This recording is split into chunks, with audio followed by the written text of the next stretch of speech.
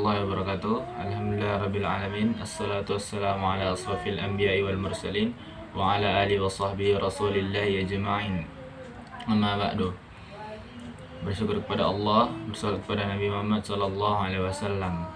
Nah, perkenalkan, nama saya Ahmad Zainul Arifan Nasution. Saya dari PBA 1. Dan kali ini, di video kali ini saya akan membuat tugas video filsafat dan memasuki bab kedua, yaitu adalah metode-metode filsafat. Ya, apa itu metode-metode filsafat?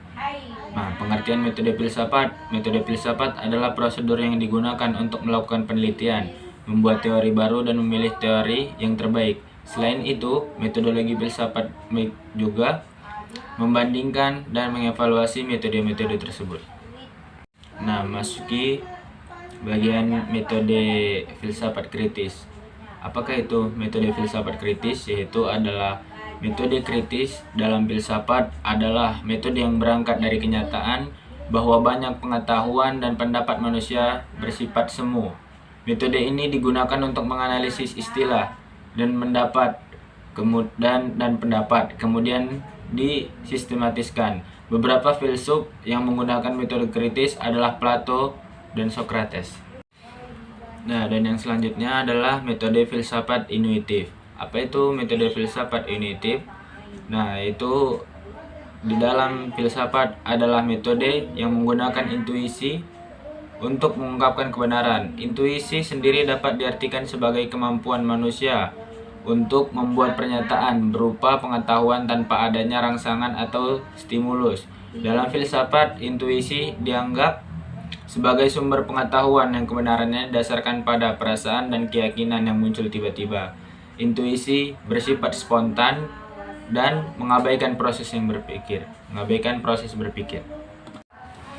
Yang selanjutnya adalah metode filsafat empiris. Metode filsafat empiris adalah pendekatan penelitian yang menekankan pada pengumpulan data berdasarkan pengalaman langsung, observasi, dan fakta yang konkret. Empirisme merupakan aliran filsafat yang berpendapat bahwa pengetahuan manusia berasal dari pengalaman indrawi. Berikut adalah beberapa hal yang perlu diketahui tentang metode filsafat empiris. Asal-usul. Istilah empirisme berasal dari kata Yunani empiria, yang berarti pengalaman. Tokoh-tokoh pendukung empirisme diantaranya Thomas Hobbes, John Locke, Francis Bacon, dan David Hume. Dan selanjutnya adalah perkembangan. Empirisme pertama kali dikembangkan di Inggris oleh John Locke pada abad ke-17 hingga abad ke-18. Selanjutnya, hubungan dengan rasionalisme. Empirisme bertentangan dengan rasionalisme yang dikemukakan oleh René Descartes. Selanjutnya adalah keterbatasan. Empirisme memiliki kelemahan dalam kepastian hasil kebenarannya karena hanya mengandalkan pengalaman indrawi manusia yang terbatas. Dan selanjutnya, kerjasama dengan rasionalisme. Kerjasama antara empirisme dan rasionalisme dapat menguntungkan karena kelemahan satu dapat dilengkapi karena kelebihan yang lainnya. Nah, yang kemudian adalah metode filsafat skeptis. Skeptisisme dalam filsafat adalah sikap yang mempertanyakan kemungkinan pengetahuan, baik secara umum maupun dalam domain tertentu. Skeptisisme filosofis berbeda dengan skeptisisme ilmiah.